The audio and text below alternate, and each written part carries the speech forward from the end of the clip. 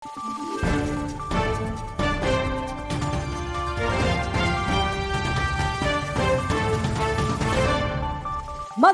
araw, Pilipinas! Ito ang Valiente News hatid sa inyo ng Office of the Vice President.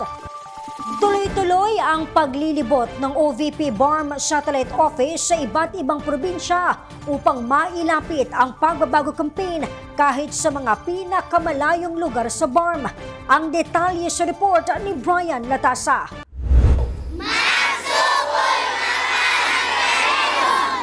Bakas sa mukha ng mga kabataan mula sa isla ng Basilan ang kasiyahan ng matanggap ang kanilang pagbabago bag sa naglalaman ng mga kagamitang pangskwela mula sa tanggapan ng pangalawang Pangulo sa pamumuno ni Inday Sara Duterte. May mensahe naman para kay Inday Sara ang mga residente mula sa nasabing isla. Vice President Sara Duterte, saludo po ako. Thank you very much for the kahit maliit na bagay po ito sa inyo, ngunit sa amin mga mahihirap, nandito sa remote area, napakalaking bagay po ito. Hindi ko po masasabi, ngunit ako'y magpapasalamat una sa Diyos, na kayo po ay bigyan pa ng mahabang buhay, na kayo po ay bigyan pa ng Allah Subhanahu wa Ta'ala ng mataas na katungkulan. Hindi lamang maging Vice Presidente, sana aabot tayo dyan na pamumunuan mo itong bansang Pilipinas. Magsarang sukul ko si Vice Presidente si Iene, Vice President Sara, magsukul si Kao tiya ira ko mag-iyakan, naambasan niya mag-translate si Kao, magsukul si Pinangurong no to, bisan sa IN, tiya kami tatabangan no ang si tatabangan no to magsukul te erga niya makatungbasan ne sa si sa IN ne amban kahapan amban dunya labi mang si akhirat pangpen kaw tinungbasan bang niya oras ne tinungbasan sa magsukul adya manamal tatabangan ta pangurong. Kay VP Sara Duterte and sa staff niya na pumunta dito, maraming salamat po in behalf sa mga teachers ng Campo Uno Elementary School, Lamitan City Division.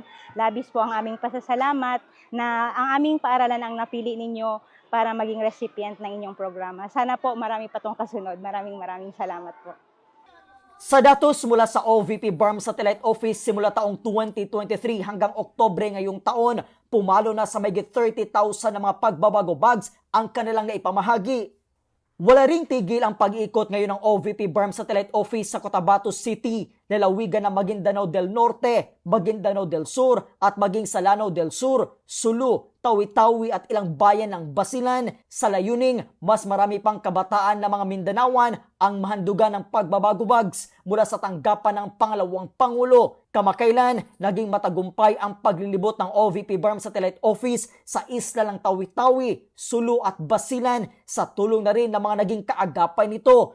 Pinasalamatan naman ng OVP BARM Satellite Office at buong puwersa ng Office of the Vice President ang lahat ng kanilang naging katuwang upang mas mapalapit sa mga nangangailangan ang iba pang programa at serbisyong handog ng tanggapan ng pangalawang Pangulo sa pamumuno ni Inday Sara Duterte. Ang mga madrasa school sa isa sa mga prioridad ng tanggapan ng pangalawang Pangulo na mabiyayaan ng pagbabago bag sa pamumuno ni Inday Sara Duterte at upang maisulong ang kahalagahan ng edukasyon at kahit papano makatulong ito sa mga magulang na mga batang mag-aaral. Sana'y maging daan ito sa kanila upang mas pag-igihan pa nila ang kanilang pag-aaral.